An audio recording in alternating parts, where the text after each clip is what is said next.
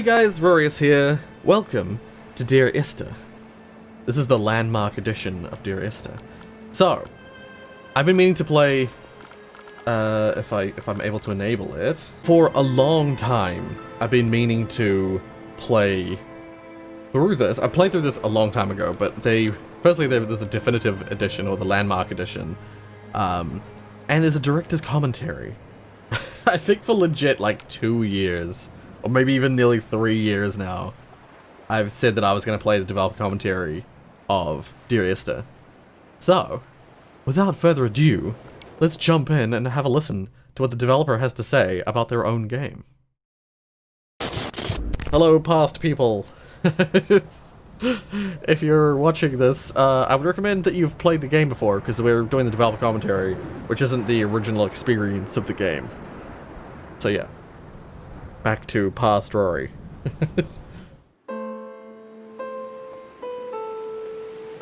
Oh, the nodes in this game are little pieces of paper.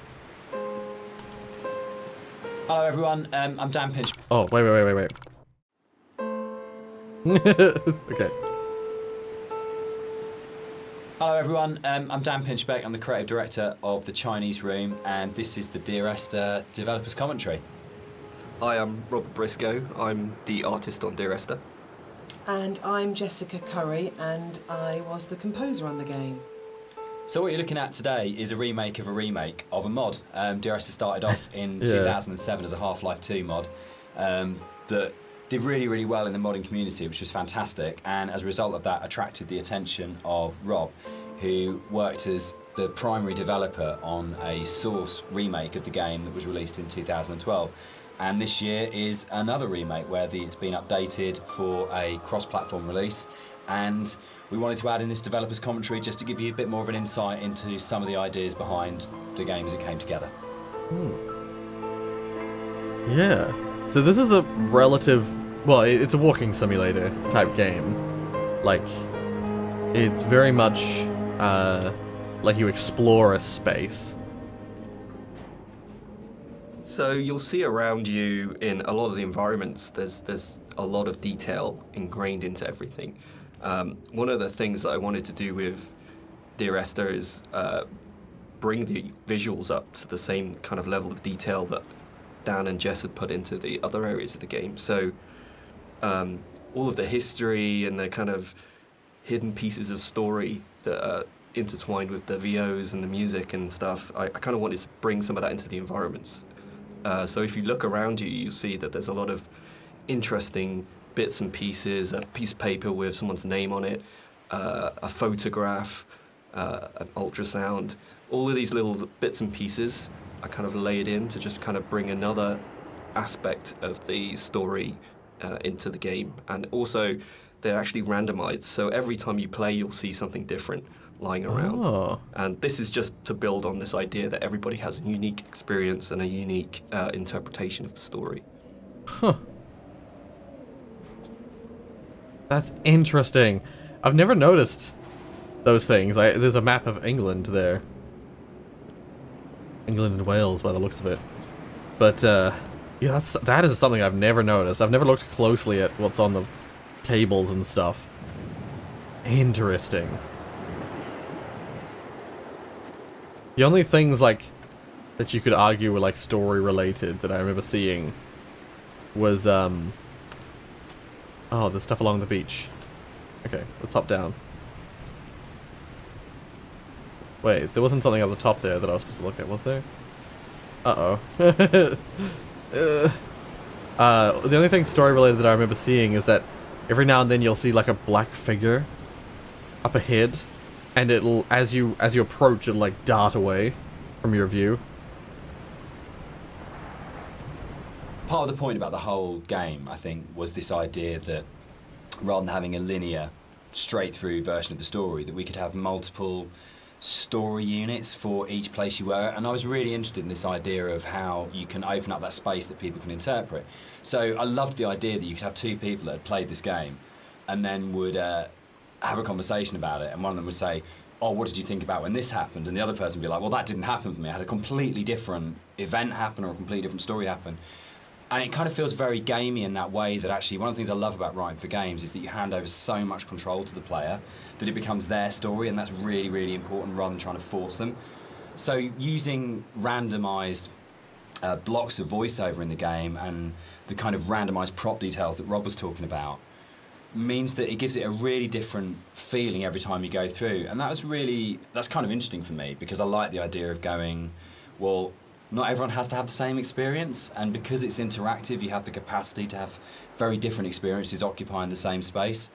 So yeah, but balancing all that then becomes an absolute nightmare. I think it's nice though, because everybody gets a personal experience. Like, I love reading the forums and seeing how people come and they sort of tell their story and what they interpreted of it, and then you see other people discussing what they thought of it. And to me, it's kind of nice because everybody takes something unique away from it.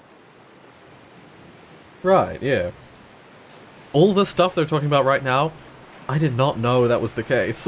I didn't know there was, like, events that would and would not happen sometimes. When I wrote the music for the mod of Dear Esther, there was absolutely no budget whatsoever for live players, so all the music was sampled. But one of the good things about that is it actually forced me to be quite creative about how I wrote the music. So with my background in sound art, I wanted to use samples in a different way that wasn't just using it to sound like a violin. I wanted to time stretch and manipulate samples to make something different and strange and quite unique. But then when we got the Indie Fund money, I had the amazing opportunity to re-record the music with live players. And that was so exciting for me, actually, because that's where it comes to life. And I thought long and hard about whether to write new music, going from the mod to the commercial version, but actually I decided that my initial and original emotional response to the game was probably going to be the strongest response and reaction that I had. So I just literally, the music that I'd written for samples, I then wrote out for live instruments. But what they bring to it is transformative, actually. And I think The Beach is a really good example of this, where, you know, you have these awful samples soaring away, and then you have the string quartet playing this very bleak, very sparse music, and they bring the presence of the island immediately to it, and it comes to life. And that's the exciting thing about it. It wasn't a huge budget, but just having that experience of working with the players was just magical. Right. Yeah, that is something that, like, the visual style and the music for this were very, very good, in my opinion. Everything about Esther, for me, is a dream. The landscape is not an island, it's the dream of an island. The music is like music that you wake up because you've heard in your sleep, but you're not conscious of hearing it. And the language and the story was supposed to be like that as well. It didn't matter the sense it made, it was more about the kind of the shapes it created, if that makes sense. So that the words would kind of were like being in water, like listening to something underwater. It'd be this very dreamlike, symbolic, poetic thing. And it always had frustrated me in games with game writing. This has really changed quite a lot. There was never any space for poetic language. It was very exposition-y, very descriptive, very direct. And you'd have, like, art and audio would have these amazing creative spaces they could explore. But when it came down to actually writing, you just had to basically go into the room, describe the character, tell the player what to do. And it just seemed like the most boring thing you could do with words in a game. And why couldn't a writer have the same artistic freedom as a visual artist or an audio designer or a musician, in terms of being able to say, isn't this just about creating this kind of emotional tone, this emotional space? And it's really, I still love that about the game, and it's one of the things I love so much about Nigel's voiceover, is it has this really odd, disconnected, kind of dreamlike quality to it, where you might finish the game and not actually understand anything that happened, but you'd been carried along in the flow of it. And without any kind of sarcasm at all, I get into trouble saying things like this, the same design principle applies as this to Halo. It's 30 seconds of fun, or 30 seconds of depressing engagement, I guess, in our case. But it is about that loop of being in the moment in the game constantly, and that's actually the critical thing that matters. It sounded like there was something in the background of his dialogue just there. I heard a noise and I was like, thinking it was in the game. So people have asked why the Dear Esther's set on a Hebridean island. What's really interesting about this is it's one of those times when your kind of aspirations as an artist and the practical realities kind of dovetail. We knew that we had to have some way of limiting the player from disappearing off the play space, and when we made the original, it was a mod, and because it was a Half-Life 2 mod, you kind of had Eastern European city, spaceship, or blasted, desolate landscape. We had three options if you didn't want to start making any other assets.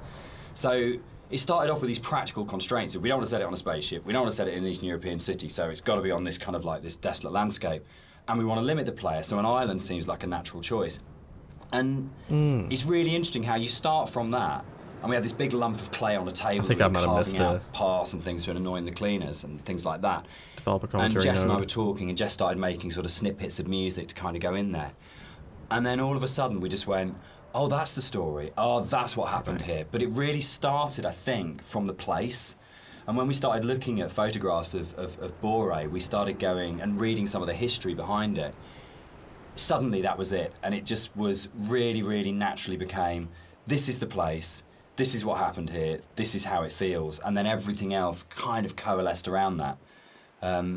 Yeah, I think as an artist, it made my job a lot easier because those islands are so kind of like the environment is kind of hostile. You're out there in the Hebrides.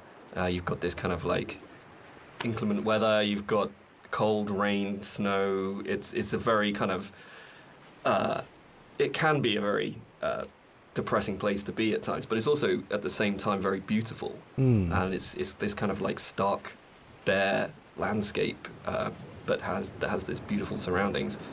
So it's in terms of art, I think it really helped me to portray a lot of the themes in Dear Esther. And there was a natural fit with the music as well. It suggested a musical style, which was really key, I think. I realized that I should have gone up that cliff before and had a look, so I'm just heading back there. I'll cut to anything interesting. Ah, see, yep. I went up the mountainside part instead, and there's different things here. What's in here? There was a developer commentary node as well, just up ahead that... Oh. I think this is like a glimpse of something up ahead. Look at that. Someone like flickering a lantern. Interesting. Yeah, it's got like very mild horror elements. This game. And when I say very mild, I mean really... like, if you're not paying attention, you won't even notice them. Can I still go along here? Oh god. No. You might be able to get up there, but I slipped.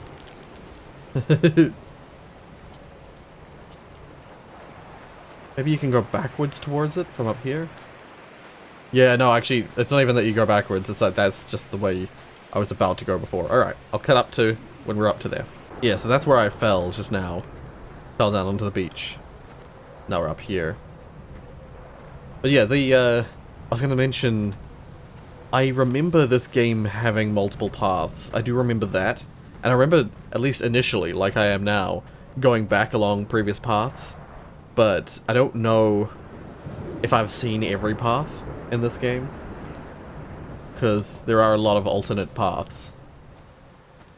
One of the things you're always trying to do as a composer is create memorable themes.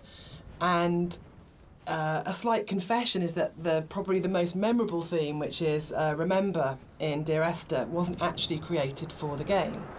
Rob's looking shocked.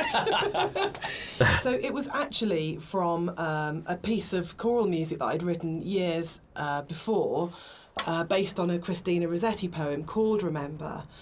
And one of the things I was talking about earlier was how I didn't have any budget. So I had this piece of choral music, And I thought, hang on, this is absolutely perfect for Esther, but I don't want to use all of it. So the only bit that you actually get in the game is the first line of the choral piece of music. But that actually went on to form the main theme of the music that I wrote. And I think for me it's really interesting about how things that you've written earlier, years before, sometimes come in really, really useful and fit. So I always tell people and students not to despair if something doesn't get used or doesn't work at the time, because actually there'll come a place or in a time where you think, hang on a minute, I've got something that fits. So in terms of that memorable theme, the remember theme gets used in multitude of different ways during the game. And one of the things it does is helps you to identify the kind of psychic place that you're in the game. So the theme is played in lots of different ways, and actually you'll notice that as you go through the game, it becomes more and more broken and more manipulated and broken down as the player goes through the journey and as you're psychologically struggling to get to the end point in the game. So music's really, really useful for highlighting the psychological mood, and we talk a lot about psychogeography, which always sounds a bit pretentious, but actually I think it's really important to what the three of us did in the game. Yeah, absolutely. Dan, maybe you want to sort talk of like a bit the about core that. kind of idea about psychogeography. If you're not in the place you're in, is not the place you're in, or you create the place you're in. It's not just as you're here and then the landscape's out there, but you don't navigate like a city by street signs and by those kind of formal things. You navigate it by the things which are significant to you in the way that you've lived in that space. And I think that was really kind of key to, I think it's really central to how the fusion of art and story and music come together in Dear Esther, because it's not a place where we're going, right, we have to lead the player up here because it's a natural formation, and then you would naturally have a piece of music here because you come around a corner. But the story, music and art all work around the idea of what's going on in the narrator's head at this point. How do we represent his emotional state relative to this landscape? And again, it's that idea of the game is, it's a dream of a place. It's like the idea of it being a fever dream or a coma dream, which obviously ties in a lot with the kind of story, and we'll come back to in a lot more detail when we get to the caves a bit later on. Right. I was just thinking, I was a bit distracted while they were talking about that, because I suddenly realized, did I play this like the regular version of the game on the channel? I might have. I have a feeling I did, but I don't know. I'm gonna check. If I did play it, I can't find it on the channel. I have a feeling I was talking about, like, maybe I was gonna play it and then I was gonna do the developer commentary. I apologize. I might put a thing at the start of the video. Alright, let's go. White Lines. Yeah. They actually did this. It was really cool. I found this historical document. They used to do this on Bora and the Hebrides. If their disease broke out, Really? they'd actually chip out and expose the chalk. So if you're on a boat and you were coming to the island, you know not to land because it was infectious, which is the coolest, most amazing. It's one of those things where you go, it's almost impossible as a writer to come up with something as cool as that. It just has to be something that was actually done. And it's so sad as well. And I love this bit and the fact that we can do it because I'm a hop down. it feels really real because it references a real thing. And Oh, like, I know I there's died. something really special about that, but it was always one of those bits in the game that I thought, we've got to be able to represent this somehow. We have to be able to get these things in here. Yeah, Well, I mean, an that's really achievement. interesting. I actually didn't know that was actually based historically in real life, but that's really cool. Because I mean, my thing about the White Lines is that it was this completely surreal thing, but also it was kind of it just added to the landscape. It's like, whoa, what the hell is that? And putting that into the game was kind of challenging because to me it just seemed like, oh, it's going to be really hard to pull off in a way that's kind of realistic. But then when you look at the kind of art style of the game, it's not really a realistic thing. Like everything is half imagined. So in that way it kind of really fit into the landscape, and it kind of creates this amazing sort of landmark that you see in the environment. And I just found it really interesting to hear about that. Yeah. I think it's one of those things where it's not a realistic place. And I mean, no game is a realistic place anyway, but one of those things where understanding that you're making something which isn't real and you have that kind of capacity to be sort of, to explore it artistically. And we'll come back and talk about sort of like it not being realistic, I think, in a little while. But that's really, really important, because then you can say it's about what these things kind of represent or how they make you feel as a player, not about going, is this accurate? And I get really inspired by sort of doing a lot of research into kind of history and things like that with all of our games, because you can just find those things that just kind of like speak to you. But it's amazing you can find that in like an 18th century book and go, that really speaks to me now, that has meaning now, and that's fascinating, I think. Right, yeah. I'll let the dialogue disappear off the screen. I was looking down and I realized that this is probably a dead end down here, so we should come down here and have a look. This symbol on the beach, golden which ratio. is the golden ratio, is it's one of the only things that's really left explicitly from the mod. In the original mod, there was an awful lot of more kind of symbols and kind of a much more kind of mystical, sort of magical element to the island. There was a lot of very weird stuff in there. And a lot of them came out of the commercial version because they felt like they were a little bit explicit. And instead, there's a lot more hidden kind of codes and symbols in there. There's still some stuff which you can only actually see or experience if you are not playing the game, if you're looking at it from editor.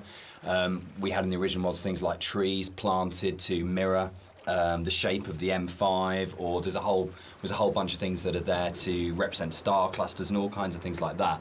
And we'll probably talk a bit more about kind of like hidden details and the secrets in the game as we go through. But that was really interesting for us in terms of the design of it, of going, you've got your kind of, your conscious, explicit play experience, but games are always constantly manipulating your mood and your feelings and the decisions you're making. And so really trying to create a space that had all of these kind of subliminals in it was a really interesting thing that we wanted to do, both with the original, and then I think it got lifted up into a much more sophisticated version when we went to the commercial, because Rob was able to bring that sort of level of artistry to the visuals that really got that kind of sense of hidden meaning in there. And that was really important, given how kind of complex and symbol heavy and poetic the story is, where a lot of it doesn't actually make any sense, but it's about kind of leaving you with these, I guess, like the half-life of ideas and thoughts that you can't quite shake, that stay with you. So we really were trying to get that blend of how music, story and visuals could all create that really sort of uncanny structure that you wouldn't necessarily be able to define properly, but you knew it kind of had a meaning that was staying with you. Right, yeah. I don't know if did I ever play the original mod version? I don't remember. So something I wanted to do as an artist was create some kind of reward for the player when they explore the island. There are some areas of the game where it's a little bit more quieter, there's no music or there's no voiceovers. So I kind of wanted to create a bit of an incentive for people to explore. And you'll find around the island that these kind of like random scattered items that are usually slightly out of place from the environment themselves, but in another aspect they actually bring a little bit of story to the island itself, usually to the island or to the actual protagonists or you know, the characters that surround it. So you'll find that around the island these little props and stuff. Just keep your eye out for it if you're exploring. Yeah, so I believe that like you find those car pieces, a couple of doors and a couple of tires, and I think it's supposed to reflect or be referencing some kind of crash. I don't remember if there's a specific narrative thread that talks about a crash or someone dying in a crash or something like that, but yeah. I should have played the actual game again, just in my own time, or on the channel, just to remind myself of the story, of what the narrator talks about, because the narrator talks, the way the story is sort of told is through pieces in the environment and through the narrator just musing on the environment, on his past. Alright, we're back. Back to where we were. I'm trying to keep my eyes out for the little ghostly figures that you see. But I don't remember where they were, where they are.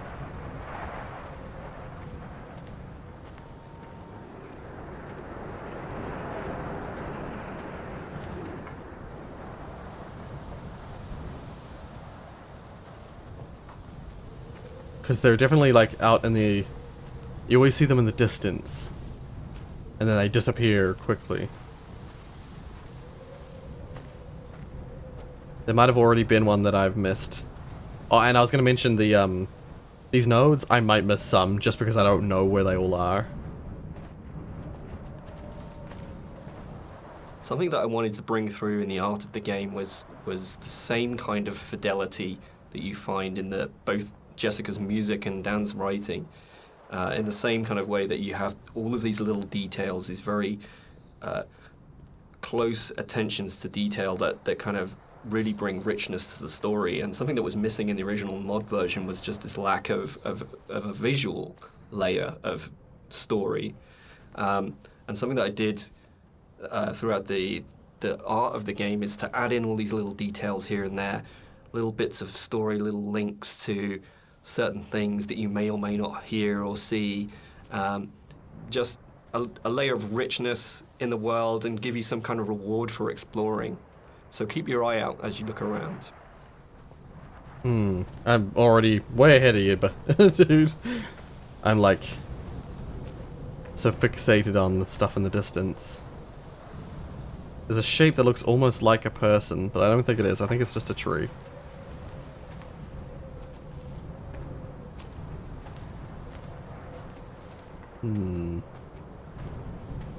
There's a scene in Donnie Darko where Drew Barrymore's thought of playing his English teacher, and she talks about Celador as being the most beautiful word in the English language, and about it's the sound of the words together.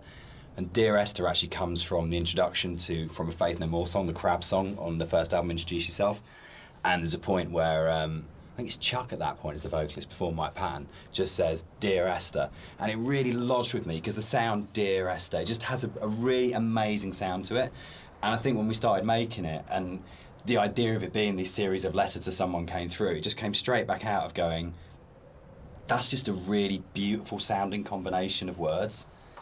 And I think that really sums up the whole approach to the writing in Dear Esther of what's the most beautiful combination of words and images we can put together, and to do it that way rather than writing a traditional plot as such. So yeah, Dear Esther, Faith No More and Doom, that's where it comes from. I see. I did not know that. What did the teacher in Donnie Darko say? Salador? Salador. Oh, that's actually where you start the game. That's the lighthouse at the start. I think the right way to go is towards the I think the central question to there. the entire experience, for most people that have played it or are talking about it, is this idea of, is the island real? Is what's going on a literal event of a man walking across a Scottish island, or is it a dream that he's had? Does the island even exist? And one of the things that we try to do with the writing is to constantly lull the player into a position where they got an understanding, they made a decision about what they thought was going on, and then to undercut it. So you never actually were able to settle on any one interpretation. And that was the challenge I set myself when I wrote the original mod, was can we put a story in a game that not only lends itself to multiple interpretations, but there is no stable interpretation. Every single interpretation you have will always have questions, and you'll never be able to fully trust what you think you understand about the game. So it's challenging, I think, for that result. And it becomes quite a challenging kind of game story because of that, because you don't ever get that situation to go, I understand it now, I can walk away from this thing and it's all closed off and it's tidy. It was a very deliberate attempt to say, no matter where you think you are with this story, you're always questioning whether or not that's right. Right. Yeah, I mean, that's how I sort of felt with this as well. Never really truly understood. One of the things that's been most commented on with the audio and the music in Dear Esther is how sparse it is. And that was a really deliberate tactic. I wanted to leave room for the player to think and to dream and to wonder and to put their own interpretation into what was happening. And I think the problem with so much modern media is how bombarded we are constantly. It's the kind of MTV, flash in your face, constant music. And Dan and I watch a lot of drama together, and that really is constant Endless, music. which is constantly telling you what you should feel, like really clearly. Right, It's like yeah. being kind of beaten up by the music sometimes. And when you read a lot of reviews of Dear Esther, a lot of people say they had this time to think and to interpret, and that was one of their favourite things, that they placed themselves so directly into the game, and it's their experience. And I think that's actually the greatest success of the game on all points, from the story to Rob's art to the music, is we all left space for the player to dream. Right, yeah. I don't know which is the right way to go. I'm trying to go the wrong ways first. And I remember these. I remember seeing these. This is a nerve cell. What's this?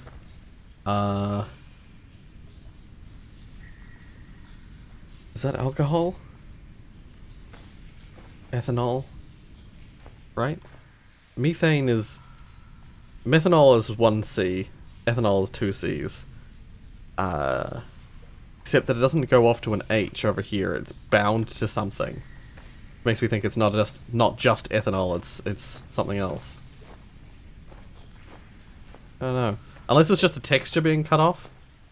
Because actually, now that I look at it, there's a section of the texture that looks like it's been sliced out. I think it's supposed to, yeah, there's like, oh, weird. The texture is like cut off by a piece of the rock. I think it's supposed to be an H coming out this way. So yeah, that's ethanol. In other words, alcohol. It's the stuff you drink if you're drinking alcohol. I don't know what this is supposed to be. This looks almost like a cocoon or another nerve cell, maybe. This looks like a tree. it's like the ink block test, except with cave paintings, with that like bioluminescent paint. We saw a bucket of it earlier. Oh, this is the cave. This is the cave where the light was like flickering. There's that little hole that we went through, and at the other side of that hole, there's a bucket of paint. That was like a bright blue bucket of paint.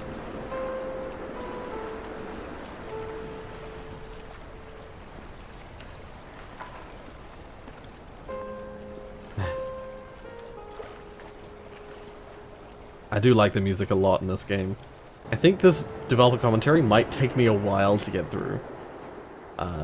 I'd only planned to do 2 episodes of Dear Esther, the developer commentary. But I think because of the slow pace of the game itself, and also the slowing of pace that the developer commentary causes, it might end up being a few more than 2.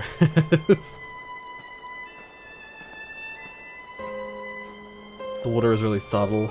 It's like pouring down. You know it's there, but it's not like super in your face.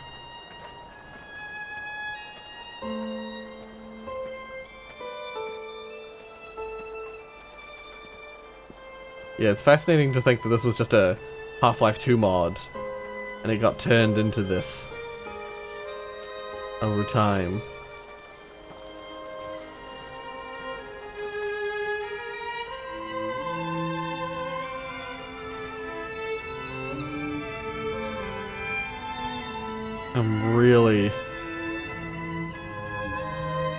My attention is super split. So there's a lot of places in the game where you see a lot of strange things, and this is very deliberate. One of the things we wanted to do is just kind of like not spoon feed the player every little piece of story. We kind of just, some things are literally just in there to just kind of let you think, this is where the car let is. you decide on whatever you want to bring to the story yourself. So this is where that it's car kind of piece like is. I approached it like an impressionist painting where you've got like this kind of very vague outline of things, but if you stare at it enough, you can kind of like fill in the spaces, and kind of the image comes together on its own. So a lot of these kind of strange pieces of geography and stuff, that's really kind of deliberate in some ways, just to kind of keep the player's mind open and kind of bring their own interpretations of the story through that. Right.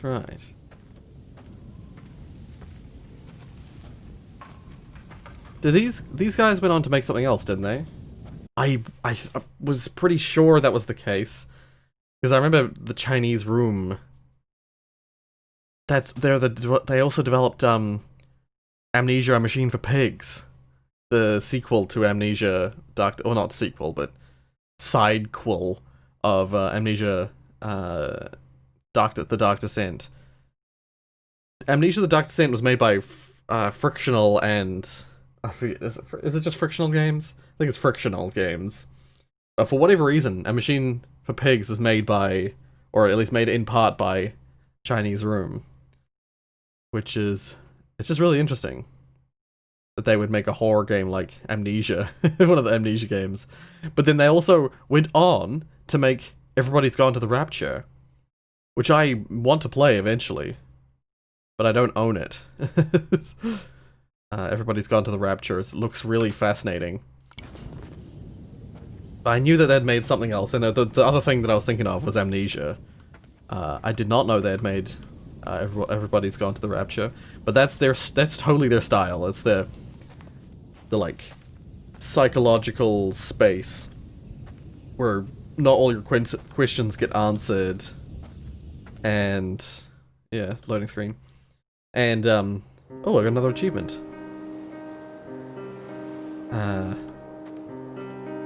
Yeah, you're left questioning what's happened and what you're seeing and stuff like that. When I was originally thinking about how to write the music for the game, I suddenly realised It's a flash. that you don't see anybody in the game, and the most important character as such is the island itself. So one of the things that I did with the music was to write the island as if she or he were a character in its own right. And that's really important, I think, that you're going through this space and actually it's completely devoid of people, but the music in a way populates the island, and the voice of the island speaks to you through the music. Which is interesting, because I think that's really come on in terms of later games we've done, that sowed the seeds for the way in which we approach music in Rapture, where it was very specifically Rapture. The voice of characters. I can't believe... Machine for Pigs as well, where the music was about being Lily's voice in the game, Lily's representation in the game. So it's interesting how, looking back on Esther, a lot of those kind of ideas were tried out here that then came on to take other forms in stuff we've done since. I think it's really funny that I was just like, oh, what else did they make? And then the next dialogue piece, they mentioned both of them. Oh my god. All right, let's talk about walking. Let's do it. We're gonna address the elephant in the room, the very, very slow moving elephant in the room. Walking so this might be a simulators. longer conversation because it kind of fits with that. So Esther was the first of the what are now called walking simulators. And one of it the was early really ones. interesting that for us it didn't feel that weird to have a game that was slower than normal, where actually there was lots of time to just walk around and think and look at things.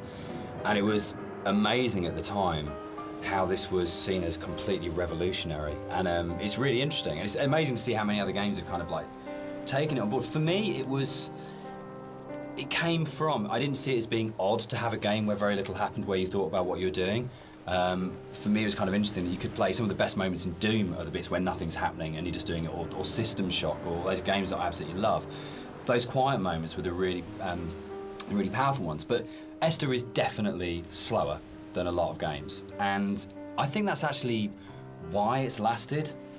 I think if we did have moments where we went, should it be faster, should we put a sprint button in, but I'm so pleased that we kind of held our nerve and went, no, just as like in real life, I don't run everywhere because that would be weird.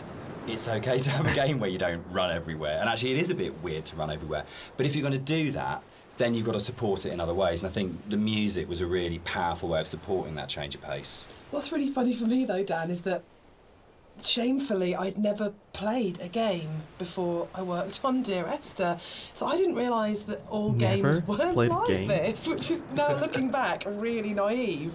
But I didn't realise that games didn't have, always have, this slow pace, and I thought there were lots of meditative games out there, and that actually wasn't really the case at the time, and that's exploded since. But in terms of the music, supporting that pace that you'd set emotionally felt really important. So if you listen to the music, actually the BPM is at a very slow walking speed, and it just almost, there's a lot of things now that say it's called entrainment, that it slows your heartbeat, or it can speed up your heartbeat when you listen to music. And actually, Yes, I think yeah. what the Esther music does really successfully is it makes you almost accept, and more than accept, that speed. You actually start to feel that's the pace of your journey, and that I really like that about the music, actually. It makes you just comfortable with that pace too. I think it just eases you into it. You feel relaxed. Right. Yeah. Fair. The radio mast in Dear Esther is obviously Radio there mast. is a really important That's the end of the design game. feature, as well as its place within the story. And that, I think, came from, it was really interesting, it being a Half-Life mod to begin with, and the Citadel in Half-Life 2. But it tells you how far you are through the game. You're always looking up to the skyline. Am I closer to the Citadel? Can I see it? And it lets you know how near you are to the end of the game.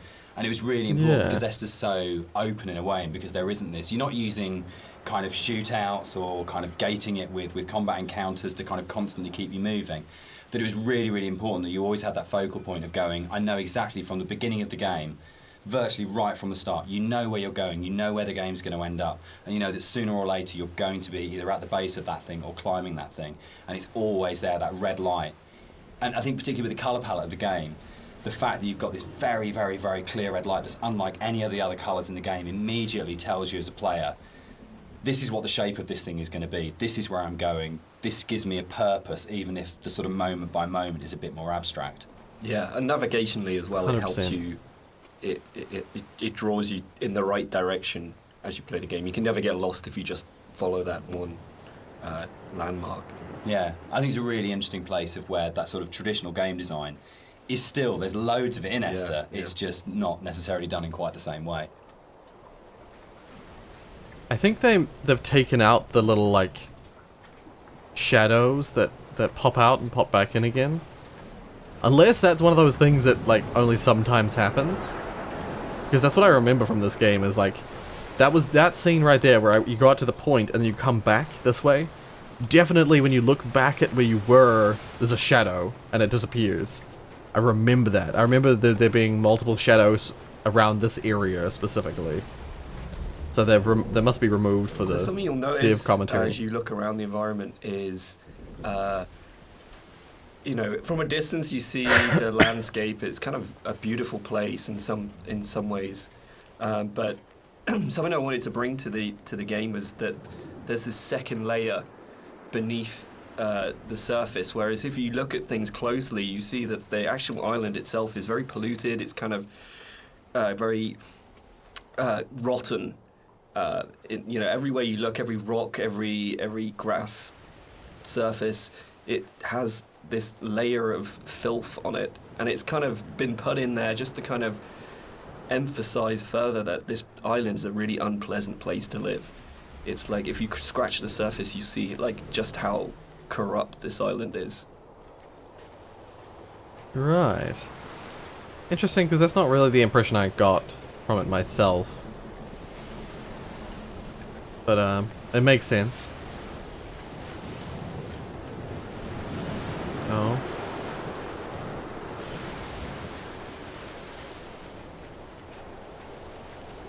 Wonder what that's supposed to be.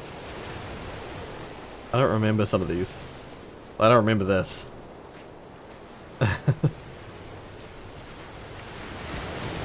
I always thought of it as being just like... It's just like a desolate space in your mind.